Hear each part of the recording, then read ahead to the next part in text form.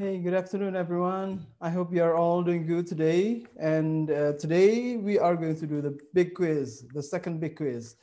Of course, you are very excited now that we are going to do the big quiz, right? But hold it for a second. Before going to the big quiz, I want to tell you just briefly about this one famous author uh, called Ernest Hemingway.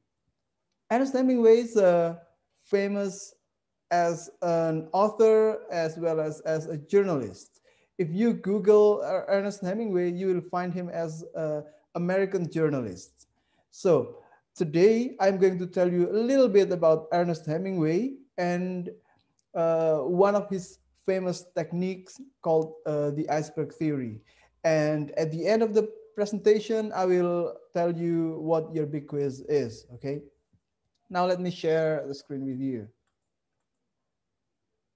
Right. Now here we are. We are going to talk about Ernest Hemingway, and we're focusing on two short stories by Hemingway called Hills Like White Elephants and Cat in the Rain. First of all, logistics. Ernest Hemingway was born in July 21st, 1899. So he was born 2 centuries ago, at the end of the last 2 centuries. And he died just last century in 1961.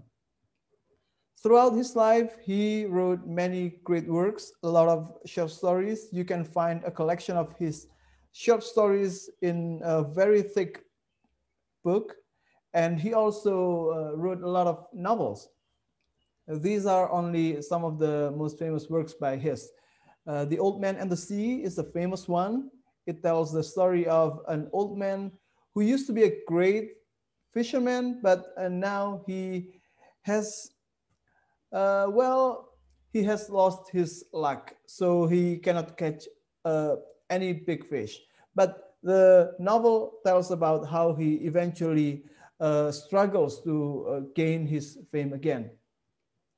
And Farewell to Arms is a story about war, and he was a reporter he was a journalist during the World War. So many of his stories are inspired by the time when he was in Europe during the World War.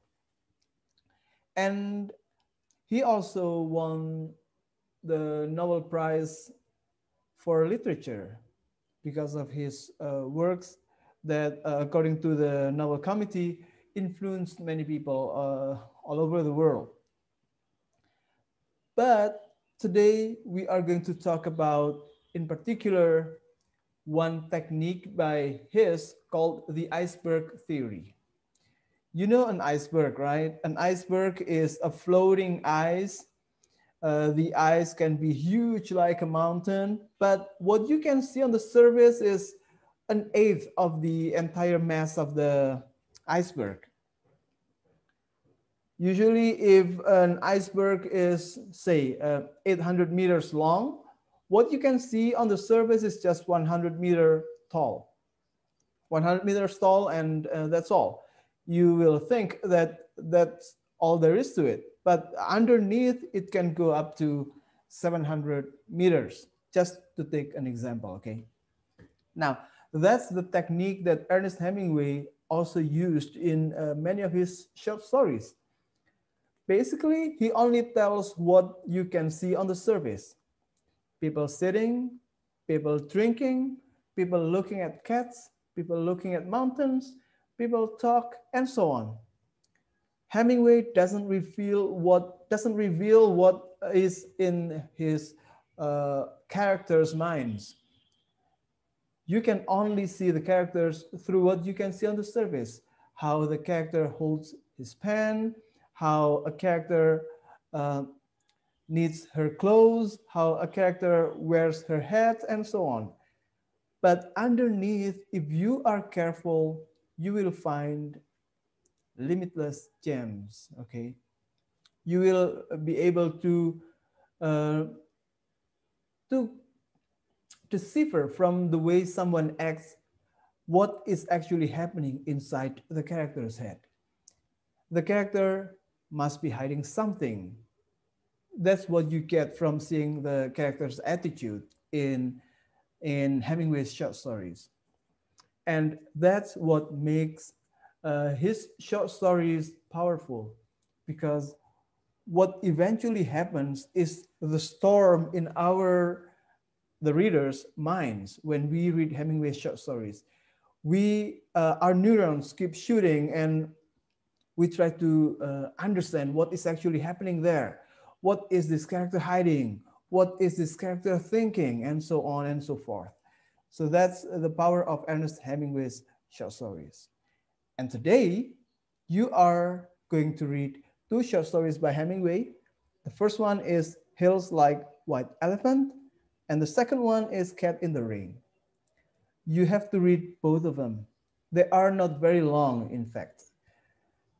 Each of them can be around 2 to 3 pages, pages long. Okay, the ones I have here are 2 pages and 4 pages, but 4 pages there is not complete, and besides the letters are quite big, so they are pretty much of the same size.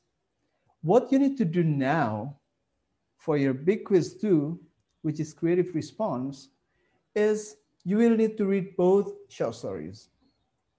After reading both short stories, you will need to decide to write a response for one of them. Which one would you like best? The Cat in the Rain or the Hills Like White Elephant? So you have the call. And then you will need to write a response. What is a response like? The response is you need to continue the story, one of the two short stories, with what happens to the couple later after the story ends. The stories here don't have a final or concluding end, okay? The people call it the end of the story is hanging. That's what you will find. But you will have a lot of guesses in your head about what is actually happening between these two couples. So that's what you will need to do. You will need to write what happens after the stories end, and what you need to write will be between 300 and 500 words long, okay?